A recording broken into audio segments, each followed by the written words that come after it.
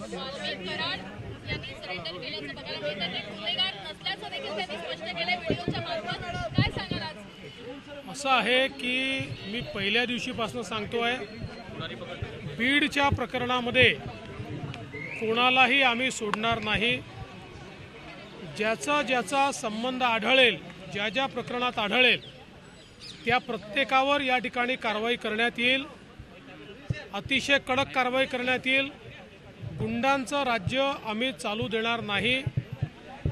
कोणालाही या ठिकाणी अशा प्रकारे हिंसा करता येणार नाही, खंडणी मागता येणार नाही।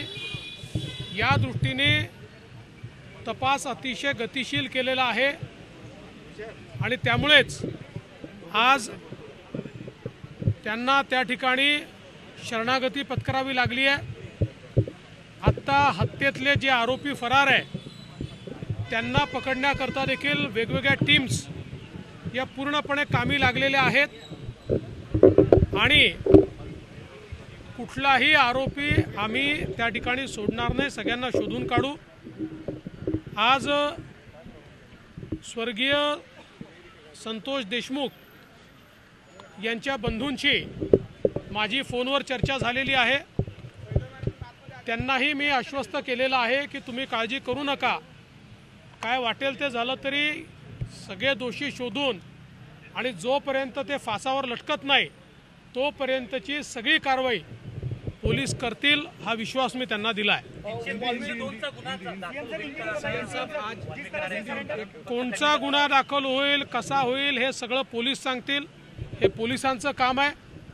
जे जे पुरावे आहेत त्याच्या आधारावर कोणाला सोडणार नाही हे मी स्पष्टपणे सांगितलेलं आहे। त्यामुळे या संदर्भात वेळोवेळी पोलीस निर्णय करतील, पोलीस ब्रीफिंग करतील। जाणीवपूर्वक ही केस CIDला देण्यात आलेली आहे, त्यांना पूर्ण स्वायत्तता देण्यात आलेली आहे। कोणाचाही त्यांच्यावर दबाव चालवून घेतला जाणार नाही, कुठलाही दबाव राहणार नाही।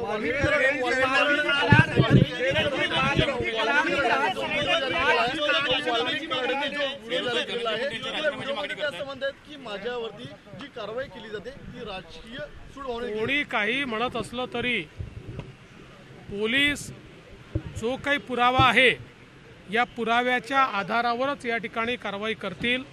त्यामुळे कोण व्हिडिओत काय म्हणताय, कोण काय म्हणत नाही हा विषयच नाही। विषय हा आहे जिथे पुरावा आहे त्याला सोडलं जाणार नाही।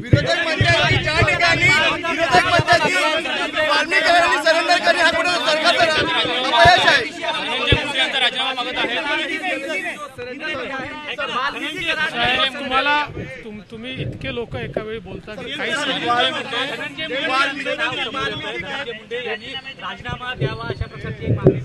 मला या प्रकरणातल्या राजकारणामध्ये जायचं नाही।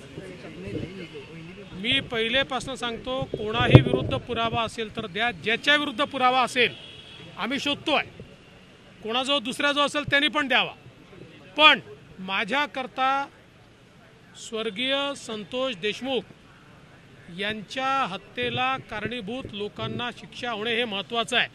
काही लोकांना केवळ राजकारण महत्त्वाचं आहे, त्यांचं राजकारण त्यांना लखलाभ, त्यांच्या राजकारणाने मला वाटत नाही की काही फार त्याच्यात काही फायदा होईल। त्यामुळे मला कुठल्याही राजकीय वक्तव्यामध्ये जायचं नाही, त्याचं समर्थनही करायचं नाही, त्याचा विरोधही करायचा नाही। हे राजकारण त्यांनी त्यांच्या ठिकाणी करत राहावं। मात्र आमची भूमिका स्पष्ट आहे, स्वर्गीय संतोष देशमुख यांना न्याय मिळवून द्यायचा, तो आम्ही मिळवून देऊ।